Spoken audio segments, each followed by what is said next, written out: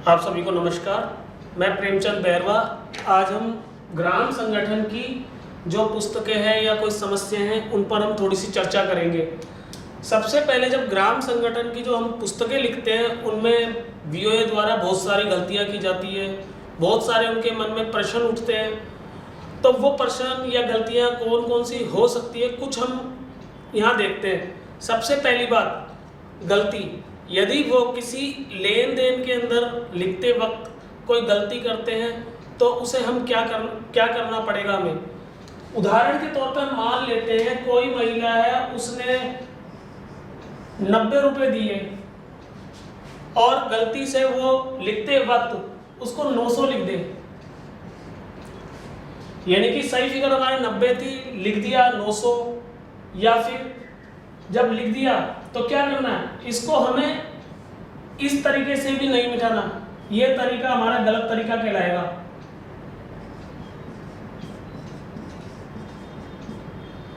दूसरा, अगर ये फिगर लिखी है और इसको हमने इस तरीके से मिटाया, ये भी तरीका हमारा गलत तरीका कहलाएगा।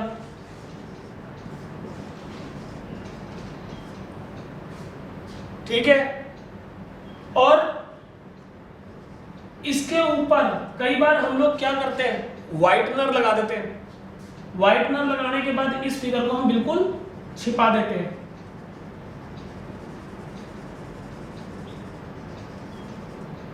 यानी कि व्हाइटनर का प्रयोग, व्हाइटनर का प्रयोग, तो ये भी है गलत तरीका। जब ये सारे तरीके गलत है तो सही तरीका क्या है? सही तरीका ये रहेगा कि 900 लिखा है, इसके ऊपर आपको गोला लगाना है और इसमें पदाधिकारियों के साइन हो जाएंगे और इसके बाहर ये फिगर लिख दी जाएगी। यह है सही तरीका।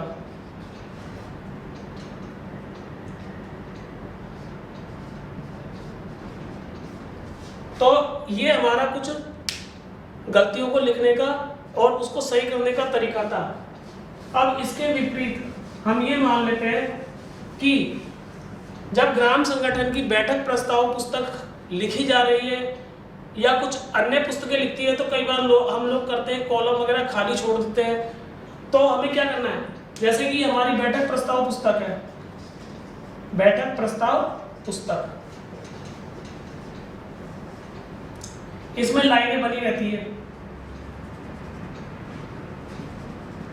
हम क्या करते हैं कि जब पहली लाइन को यूज करते हैं, जैसे मान लो इसमें हमने कुछ लिख दिया, लिखने के बाद फिर हम बीच वाली लाइन छोड़ देते हैं, उसके आगे कुछ लिख रहे हैं, तो हमें ये दोनों, यानी कि हमने ये लाइन यूज कर ली, ये लाइन यूज कर ली, लेकिन बीच में ये गैप छोड़ दिया, तो हमें ये भी नहीं करना। क्योंकि इस जो खाली जो हमने लाइन छोड़ी है, हो सकता है हमारी पुस्तक इससे सुंदर तो दिख रही है, हो सकता है अच्छा लिखा हुआ नजर आ रहा है, लेकिन इस खाली लाइन का दुरुपयोग भी हो सकता है। हो सकता है कि पुस्तक से छेड़खानी कर दी जाए, हो सकता है कोई फिगर लिखकर इस लाइन के बीच में डाल दिया जाए, कुछ भी हो सकता है।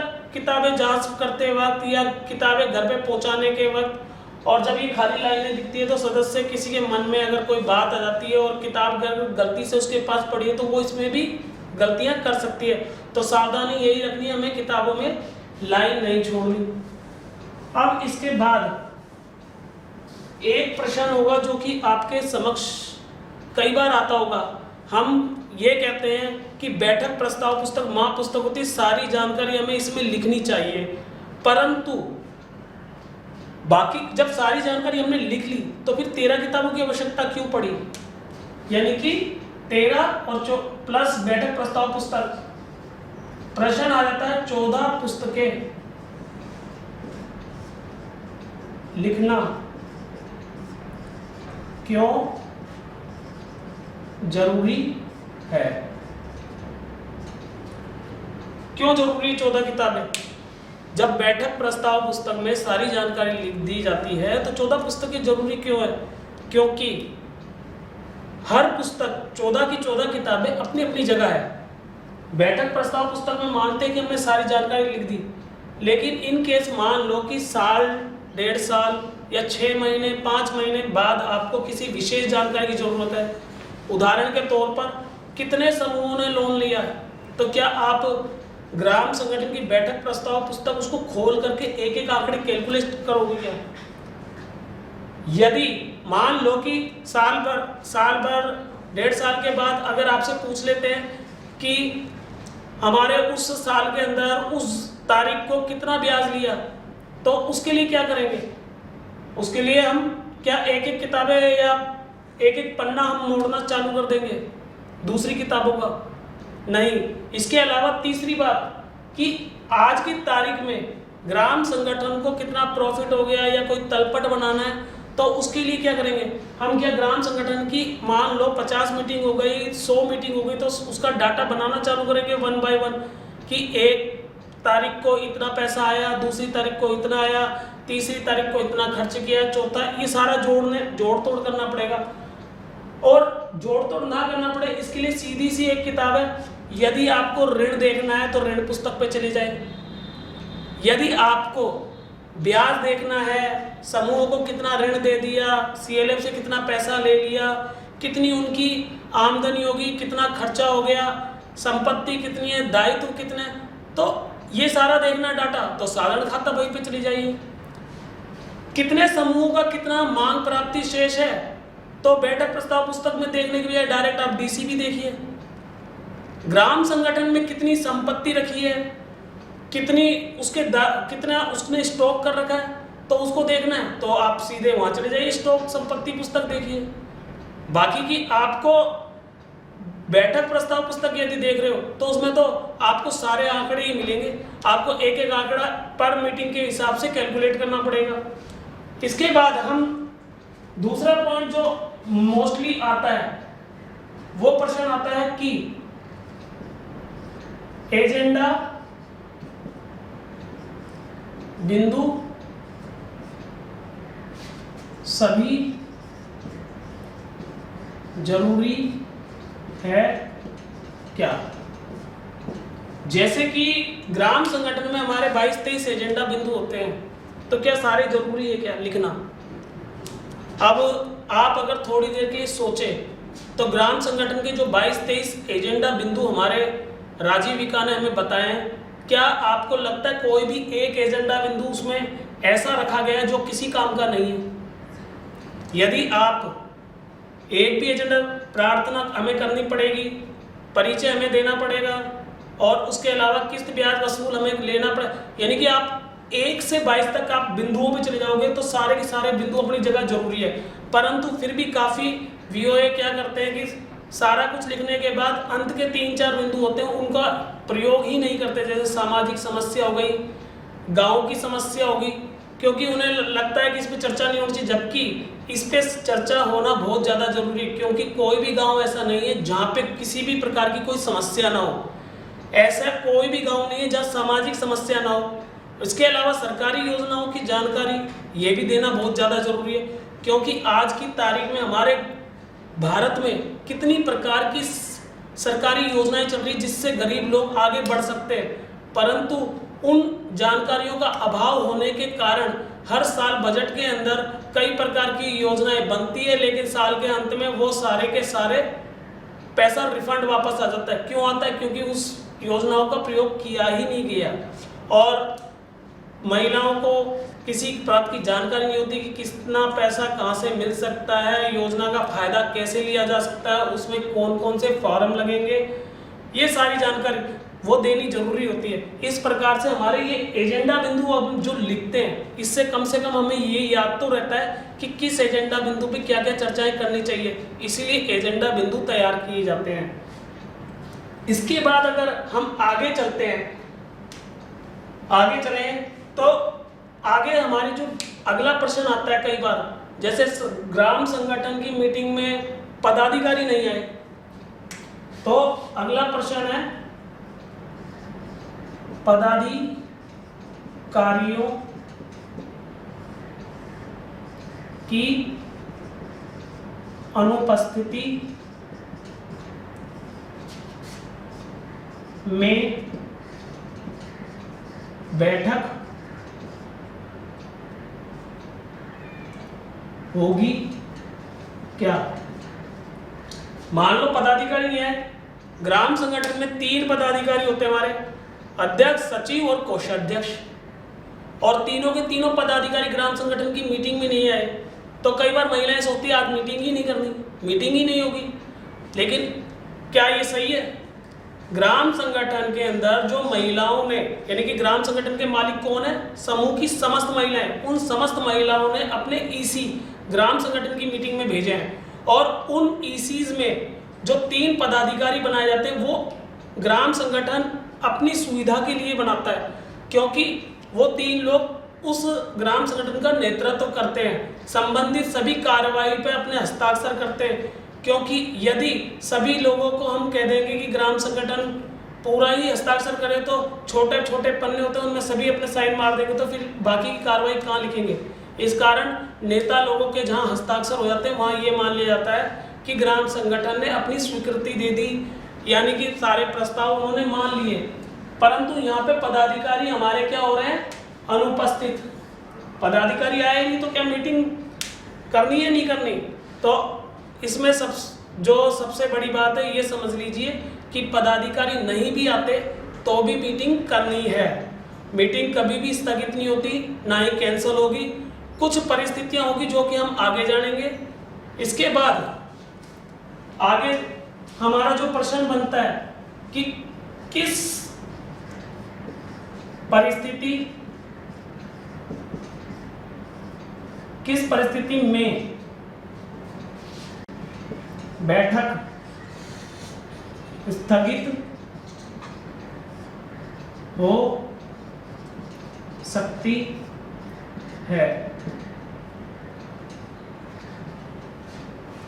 यानी कि बैठक स्थगित का मतलब किसी भी मायने में आप ये मत सोचना कि बैठक को कैंसिल करना है, वो स्थगित हो सकती है। आज की बजाय 2 दिन बाद हो सकती है, 10 दिन बाद हो सकती है, लेकिन मंथली मीटिंग का मतलब है महीने में एक बार मीटिंग अवश्य करनी है, वो आगे हो सकती है। लेकिन किन किन परिस्थितियों में मीटिंग नहीं कर सकते हम? जैसे मान लो कि कोई गांव के अंदर किसी भी, गांव एक है और उसी गांव में वो ग्राम संगठन बन रहा है और उस गांव के अंदर कोई मृत्यु हो जाती है, तो उस कंडीशन में वो महिलाएं मीटिंग कैंसिल कर देती है, तो भाई मीटिंग 10 दिन बाद हम कर सकते हैं। नंबर 2, गांव के अंदर कोई महामारी फैल रही है जिसके कारण हमें मीटिंग नहीं करनी, तो उस कंडीशन के अकॉर्डिंग हमें जितने समय चाहिए उतने समय के बाद हम मीटिंग कर सकते हैं। तीसरी बात, जो सबसे बड़ी बात आती है कि महिलाएं अगर कम आती है, अब महिलाएं कम आती है तो इसमें कुछ रेशो चलती है। उदाहरण के तौर पे ये मानो कि 60% महिलाएं आई है और 40% नहीं आई, यानी कि इतने उपस्थित है और इतने अनुपस्थित है, तो इस कंडीशन में मीटिंग होगी, यानी कि मीटिंग करनी है, यानी कि बैठक करनी है, बैठक करनी है।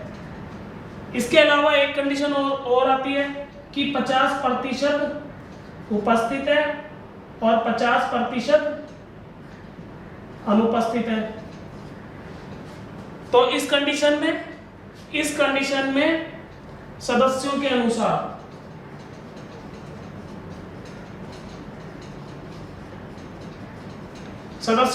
का मतलब है, सदस्य कहते हैं कि मीटिंग करनी है तो होगी, अगर उपस्थित सदस्य ये कहते हैं कि नहीं, बाकी के सदस्य जब तक नहीं आते तब तक हम नहीं कर सकते, स्थगित कर दो, अगले 2 दिन बाद कर लेंगे 3, तो वो उसके अनुसार एक प्रस्ताव बन के वो 2 दिन बाद हो सकती है।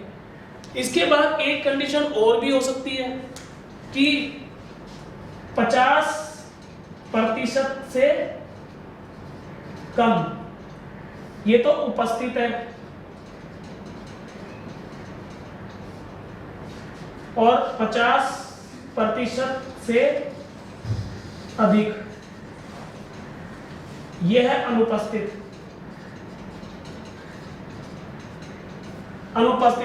तो इस कंडीशन में बैठक नहीं होगी। क्यों? क्योंकि 50% से अधिक सदस्य अनुपस्थित होने के कारण जो निर्णय लिया जाएगा उन निर्णयों में जो भागीदारी रहेगी वो 50% से कम सदस्यों की रहेगी, और 50% से कम सदस्यों की भागीदारी रहने के कारण इस मीटिंग नहीं हो सकती, क्योंकि उसमें जो भी प्रस्ताव लिए जाएंगे वो सारे के सारे संदेहास्पद हो सकते हैं। आगे हमारा आता है अगला प्रश्न, रसीद पुस्तक।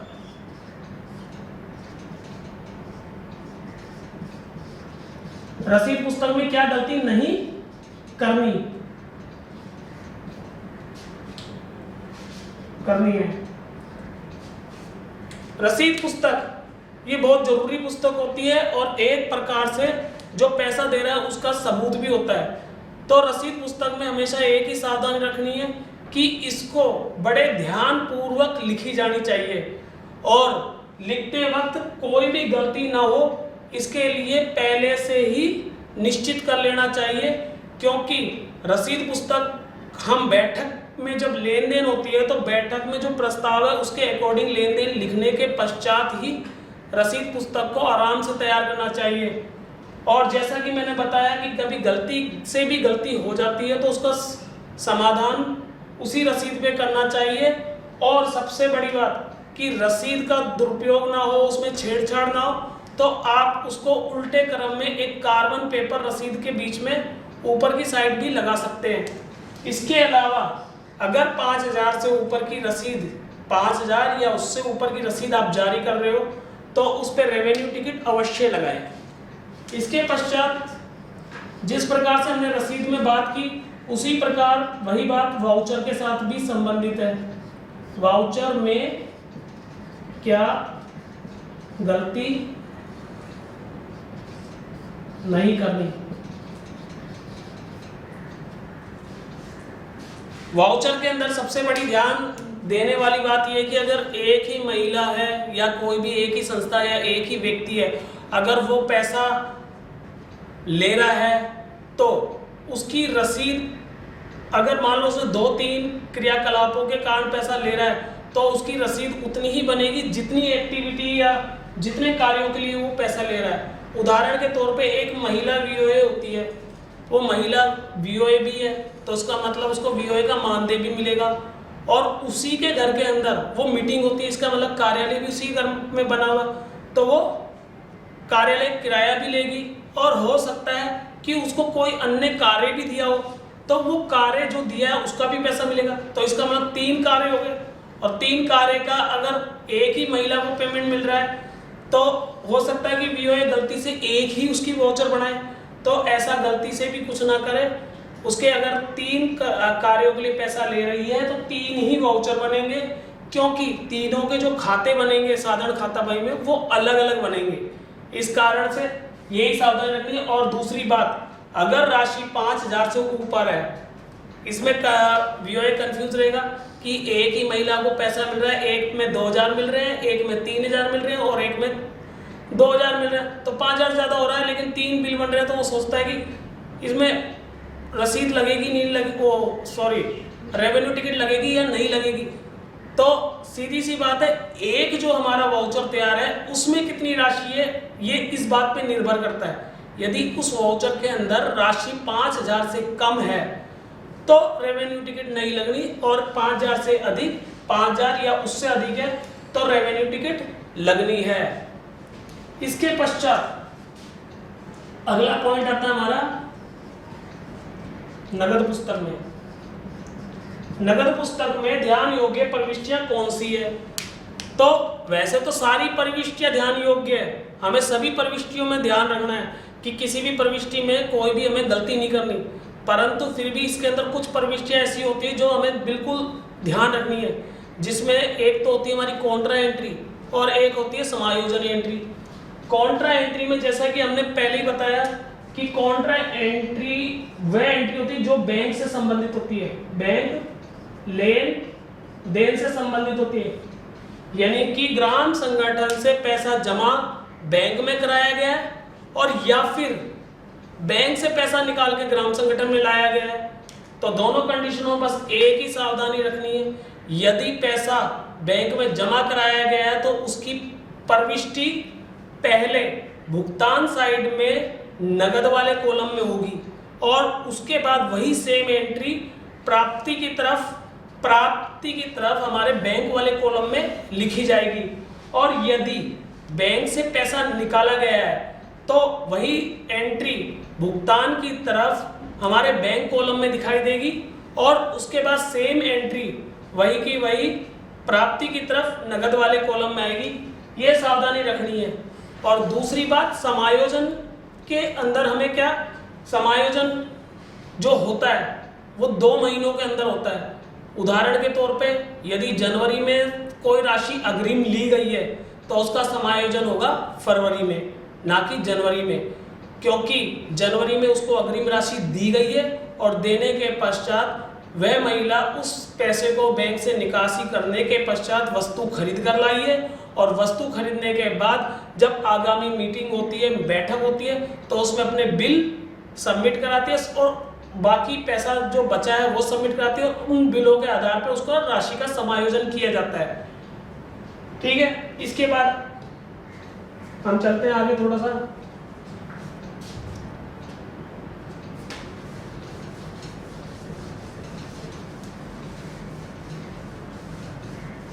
इसके बाद जो हम अगला प्रश्न लेते हैं वो है हमारा साधारण खाता बही से संबंधित। साधारण खाता बही में क्या ध्यान रखें?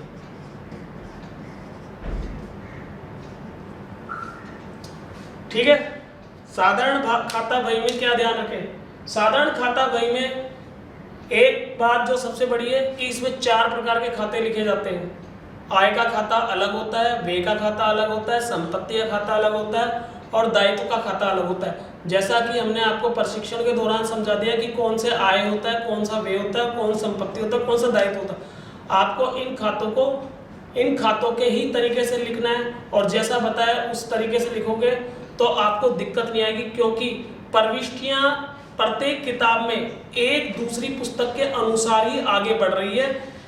उदाहरण के तौर पे जैसे कि हम ये मान लेते हैं, जैसे समूह ऋण खाता है, आपने समूह ऋण खाते के 2 खाते बना लिए। 2 खाते, कौन से खाते? एक में तो समूह को पैसा दिया है वो खाता बना दिया, और दूसरे के अंदर आपने जो किस्तें ली है वो उसका खाता अलग बना दिया।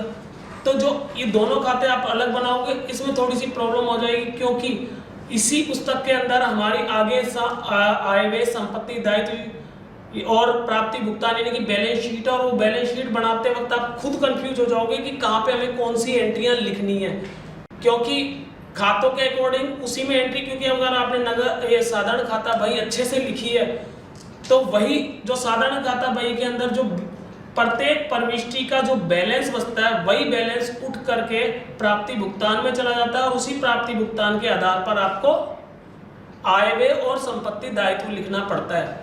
इसीलिए इसमें सबसे सावधानी कि खातों को जो बताए गए तरीके से लिखे। यदि उस तरीके में आपको कुछ समझ में रह गया है या कोई बात है तो अपने डीआरसी से संपर्क करके एक बार उसका क्लैरिफिकेशन जरूर करें। इसके पश्चात अगला प्रश्न हमारा आता है, कई बार लोग महिलाएं पूछ लेती है कि यदि हम खाता तो लिख रहे हैं, लिखने के दौरान सारी बातें सही है, परंतु क्योंकि लिखने वाले को कभी महसूस नहीं होता कि वो गलत लिख रहा है या नहीं लिख रहा है, तो उसका पता कैसे चले? अगर कोई लेन और देन वीओ रिकॉर्ड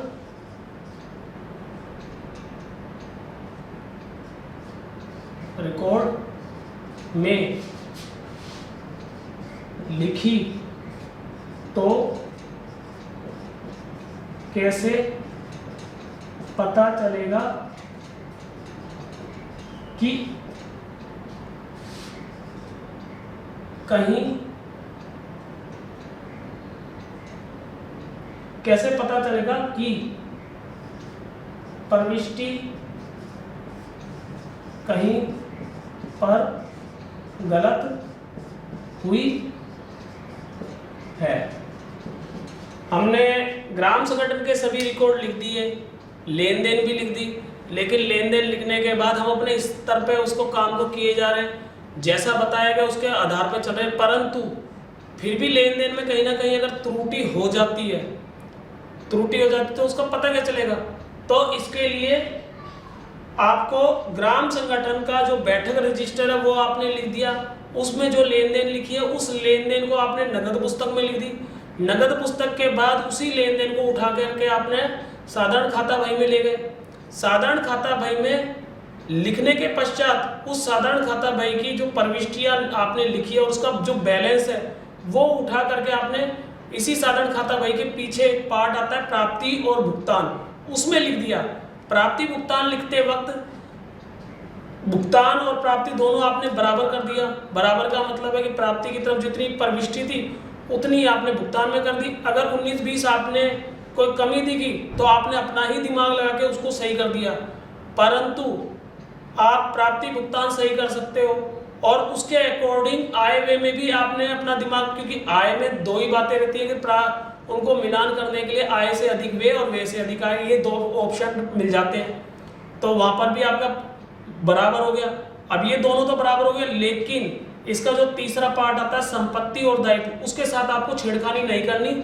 जो एंट्रियां ऊपर है उसको एज वेल एज नीचे उतारना है और जैसे नीचे उतार कर उसका टोटल करोगे तो वो अपने आप ही बराबर होगा। और यदि ये एंट्रियां बराबर नहीं आई तो इसका मतलब पूरे रिकॉर्ड में कहीं ना कहीं आपने गलती की है। अब चूंकि ये मंथली वाइज है, क्योंकि आप ध्यान, अगर सारी पुस्तक कंप्लीट लिख रहे हो, साधारण खाता बही भी अगर आप कंप्लीट लिख रहे हो, तो इसका मतलब आपने पिछले माह तक की एंट्रियां डाली, अगर वो सही है और इस माह की एंट्री में कुछ गड़बड़ आई है तो आप समझ सकते हो कि जो गलती हुई है वो इसी माह में हुई है और उसको एक बार जांच करके वापस सही कर दो तो वापस अपनी जगह वो एंट्री सही हो जाएगी। इसके बाद हमारे जो प्रश्न आते हैं, अगला प्रश्न डीसीबी से संबंधित है। डीसीबी में क्या गलती नहीं करनी? डीसीबी लिखते वक्त भी वही बातें आ जाती है हमारे सामने कि डीसीबी लिखते वक्त कौन कौन से हमें गलती नहीं करनी। नंबर 1, काटापीटी नहीं होनी चाहिए, क्योंकि ये रिकॉर्ड हमें सीएलएफ को भेजना होता है और सीएलएफ अगर ये रिकॉर्ड देखता है और वहाँ कहीं काटापीटी रहती है तो वो इस पर संदेह कर सकता है कि कहीं हमने छेड़खानी तो नहीं करी किसी सदस्य समूह की मदद के उद्देश्य से या कोई भी उद्देश्य से मदद। और इसमें दूसरी बात कि हमेशा कार्बन का प्रयोग करना है। यदि आपके पास, मान लो आपने सोचा कार्बन कहीं इधर उधर रख दिया और उसको नहीं ढूंढ रहे और आप सोचो चलो पेन से पूरी एंट्री, अगर आपने मूल पन्ना और नीचे वाला पन्ना अगर पेन से लिखा है तो वो भी गलत है। आपको कार्बन का ही उपयोग करना है ताकि इससे ये पता चले कि आपने मूल पन्ना और कार्बन वाला पन्ना सेम है। यदि यहाँ पर गलती कर दी तो आप पर प्रश्न उठाया जा सकता है और आपका रिकॉर्ड गलत भी माना जा सकता है। इसके बाद अगला प्रश्न जो उठ के आता है हमारा बैंक लिंकेज से संबंधित है। बैंक लिंकेज में होने वाली त्रुटि। बैंक लिंकेज में अक्सर क्या त्रुटि होती है? पहली तो बात ये होती है कि ज्यादातर वीओए बैंक लिंकेज लिखते ही नहीं। क्यों? क्योंकि पूरे ग्राम संगठन में लेन देन का विवरण, ग्राम संगठन में जो भी लेन देन होते हैं उसका विवरण इन पुस्तकों में आता नहीं, इसी कारण वो छूते भी नहीं। लेकिन सबसे महत्वपूर्ण बैंक लिंकेज पुस्तकें, क्योंकि ग्राम संगठन अगर अपने समूह को बैंक से लोन अगर दिलाना चाहता है तो उसे ये पुस्तक लिखनी पड़ेगी। नंबर 2, पुस्तक लिखते समय ये भी ध्यान रखना है कि समूह को कौन सा लोन मिला है, सीसीएल लोन मिला है या फिर टर्म लोन मिला है। जैसे कि मैंने आपको प्रशिक्षण के दौरान पहले बता दिया था कि टर्म लोन कैसे लिखना है और सीसी लोन कैसे लिखना है। इसीलिए जब भी इस रिकॉर्ड को लिखना शुरू करें सबसे पहले आप समूह से, और समूह को अगर नहीं पता तो बैंक से, या फिर समूह किस तरह से उस पैसे को वापस कर रहा है इस बात की जानकारी ले। आपको जानकारी से पता चल जाएगा कि ये सीसीएल है या टर्म लोन है। अगर सीसीएल लोन है तो उसमें किस्तें निर्धारित नहीं होगी, अगर टर्म लोन है तो बैंक वाले पहले से ही बता के रखेंगे कि इसमें इतनी किस्तें देनी है। और इसी प्रकार से हमारा जो डीसीबी आता है, बैंक लिंकेज में भी एक डीसीबी पुस्तक होती है। इस डीसीबी पुस्तक में भी वही सावधानी रखनी है जो मैंने आपको वीओ ऋण डीसीबी के संदर्भ में बताई थी।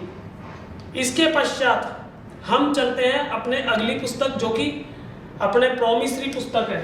प्रोमिसरी पुस्तक प्रश्न,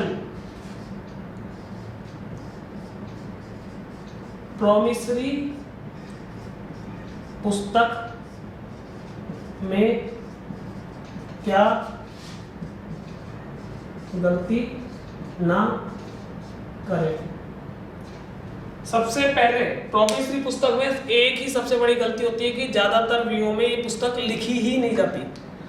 आपको प्रोमिसरी पुस्तक लिखना बहुत ज्यादा जरूरी है, क्योंकि यदि समूह से कोई भी लोन अगर चुकाने में समूह वाले कोई गलती करते हैं, समय पे लोन नहीं चुकाते या देने से मना करते हैं, तो यही पुस्तक हमारी ऐसी है जो कि इस बात का सबूत है कि ग्राम संगठन ने समूह को ऋण दिया है। परंतु वैसे तो हमारी दूसरी पुस्तक में, ऋण पुस्तक में भी इस बात का सबूत है, बैठक में भी इस बात का सबूत है, परंतु बैठक के अंदर समूह की तरफ से 2 प्रतिनिधि अपने हस्ताक्षर करके देते हैं। ग्राम संगठन की जो ऋण पुस्तक है उसमें भी प्रतिनिधि अपने साइन करके देते हैं, परंतु इस जो हमारा प्रोमिसरी पुस्तक है इसमें समूह के सभी सदस्य अपने हस्ताक्षर करके लोन मांगते हैं। और आपको जब तक ये प्रपत्र पूरा ना हो, यानी कि ग्राम संगठन में समूह वाले प्रोमिसरी नोट पुस्तक लेके आ जाए और सभी सदस्य अगर इस प्रपत्र के ऊपर साइन नहीं करते तो आपको पैसा किसी को भी नहीं देना।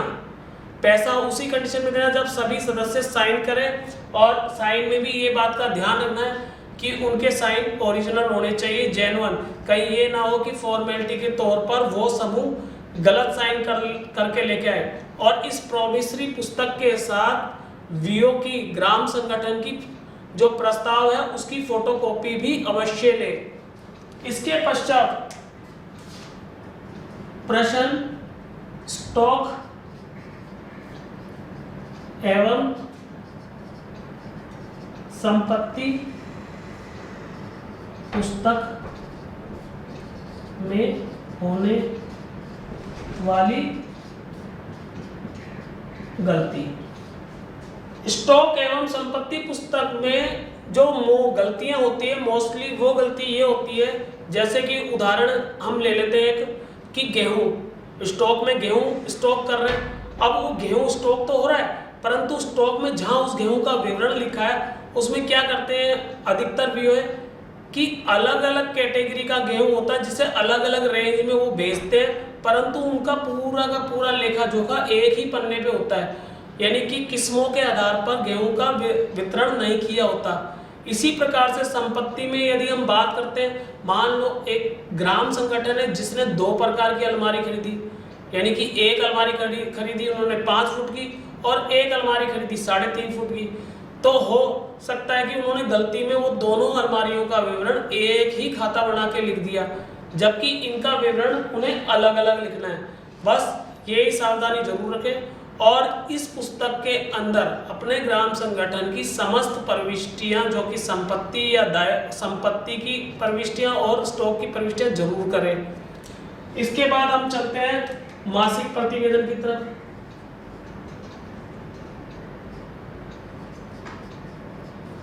मासिक प्रतिवेदन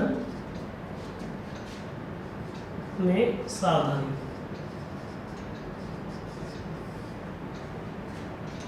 मासिक प्रतिवेदन में एक सावधानी आपको ये रखनी है कि किसी भी जो हमारे बाकी पुस्तकों में हमने लिखा है वही जानकारी इसमें देनी है। और दूसरी बात, आपको कहीं भी काटापीटी नहीं करनी चाहिए। तीसरी बात कि जितना उसमें पूछा गया वही लिखना है और एक्चुअल लिखे। सामाजिक समस्या में भी वही बात लिखे जो ग्राम संगठन ने की है, ये नहीं कि सीएलएफ को दिखाने के लिए फॉर्मेलिटीज कर दी जाए। और सावधानी पूर्वक हमें मासिक प्रतिवेदन का विवरण लिखना चाहिए। और इसके अलावा भी ग्राम संगठन में पुस्तकों से रिलेटेड, ग्राम संगठन से रिलेटेड बहुत सारे प्रश्न हो सकते हैं और बहुत सारी जानकारी हो सकती है। इन जानकारियों को जानने के लिए या फिर जानकारियों का उत्तर चाहने के लिए यदि आपके मन में कोई प्रश्न आता है, कोई भी समस्या उत्पन्न होती है, तो उसके लिए अपने डीआरसी से संपर्क करें या फिर सीसी संपर्क करें। यानी कि हमारे जो इस ग्राम संगठन की हैंड होल्डिंग वगैरह ये सारा काम दायित्व दिया जाता है, तो क्लस्टर लेवल पे सीसी के पास है, सीसी से क्लस्टर बना हुआ है, मतलब क्लस्टर में सीसी है, यानी कि या तो सीसी अपना उत्तर दे, सीसी के पास नहीं है तो क्लस्टर में पूछे, क्लस्टर के पास अगर उत्तर नहीं है तो आप डीआरसी के नंबर लेकर डीआरसी में भी संपर्क कर सकते हैं और डीआरसी के माध्यम से आपको उत्तर अवश्य मिल जाएगा। यदि किसी भी समस्या और भी अधिक होती है, यदि आप लिखकर डीआरसी को भी भेज सकते हैं। और इसी के साथ मैं आपसे विदा चाहूँगा। नमस्कार।